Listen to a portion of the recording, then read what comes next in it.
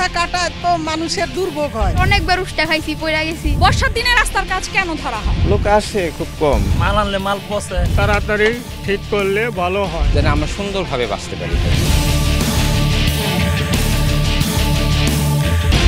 রাজধানীর বাসাবো, সবুজবাগ, মাদারটেক ও নন্দীপাড়ার কয়েক লাখ লোকের চলাচলের অন্যতম প্রধান সড়ক এটি। সিটি কর্পোরেশনের আওতাভুক্ত হয়েও কয়েক বছর ধরে সড়কটি ছিল ভাঙাচোরা ও কাদা পানিতে নিমজ্জিত। এলাকাবাসীর দাবির মুখে কয়েক মাস আগে সড়কটির সংস্কারের উদ্যোগ নেওয়া হয়। শুরু হয় সোয়ারেজ লাইন নির্মাণের জন্য খোঁড়াখুড়ি, কিন্তু এতে আরও হিতে বিপরীত হয়েছে।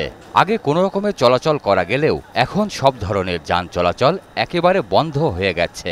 নন্দীপাড়ার বিশাল একটা এরিয়া, ত্রিমোহনী, মাদারটেক, বাসাবো এলাকা, পুরো এলাকাটার মানুষ রাস্তার উপর নির্ভরশীল। মানুষ আসা যাওয়া করতে না ভাঙ্গা থাকে। এই যে কাজ শুরু হয়, এটা যে কবে শেষ হবে এইটাই সাধারণ জনগণ জানে না। তাড়াতাড়ি হইতেছে না, এত সাধারণ মানুষের সমস্যা। মাসের পর মাস এভাবে ফেলে রাখায় চরম দুর্ভোগ পোহাতে হচ্ছে এলাকার বাসিন্দাদের। বিপর্যস্ত হয়ে পড়েছে জনজীবন। পায়ে হেঁটে যাওয়া ছাড়া চলাচলের কোনো উপায় নেই। সোয়ারেজ লাইনের কাজ করার জন্য 3 মাস আগে এই সড়কটি কাটা হয়, কিন্তু কাজের ধীরগতির কারণে এখনও তা শেষ করা হয়নি।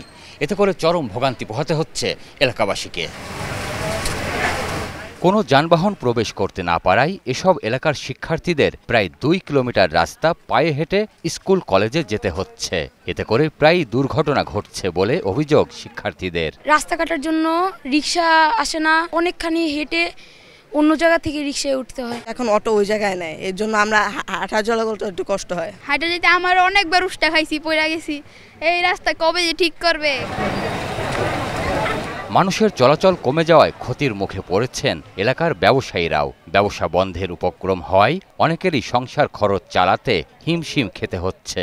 গত 3 মাস ধরে দোকান ভাড়া ঠিক মতো দিতে পারতাছি না, বাচ্চাদের স্কুলের ঠিক মতো বেতন দিতে পারতাছি না। লোক আসে খুব কম, মানে যেরকম হওয়ার কথা ওরকম পাইতেছি না। আমাদের দোকানের যে অবস্থা, বেচা কেনার অবস্থা অনেক খারাপ আর কি। এলাকার কেউ অসুস্থ হলে ভোগান্তির যেন আর শেষ থাকে না। অ্যাম্বুলেন্স দূরের কথা, রিক্সা নিয়েও হাসপাতালে যাওয়ার উপায় নেই। বয়স্কদের জন্য রাস্তাটি যেন আরো বড় অভিশাপ হয়ে উঠেছে। একটা রুগী নিয়ে আমরা যেতে পারি না, হ্যাসেলমেন্টের অনেক শিকার হতে হয়। 4-5 মাস এইভাবে চলতেছে।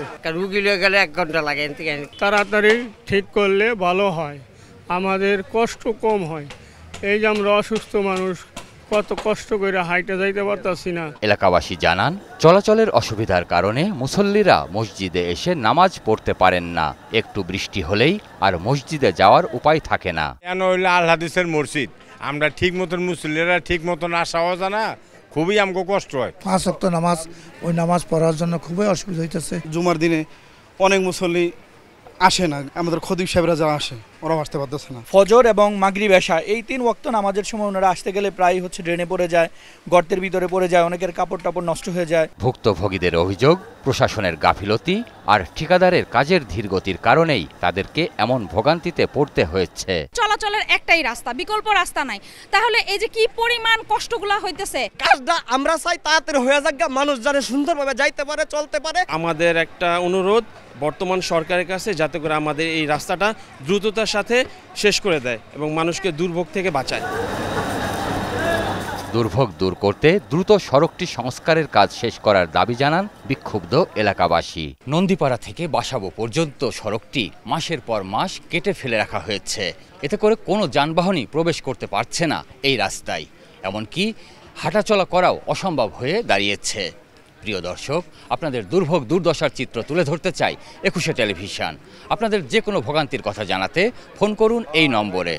তথ্য পাঠাতে পারেন হোয়াটসঅ্যাপ এবং ইমেইলেও। সঙ্গে থাকবো আমি সঞ্জয় অধিকারী আর 21 টিম। সবসময় আপনাদের পাশে আছে 21 টেলিভিশন।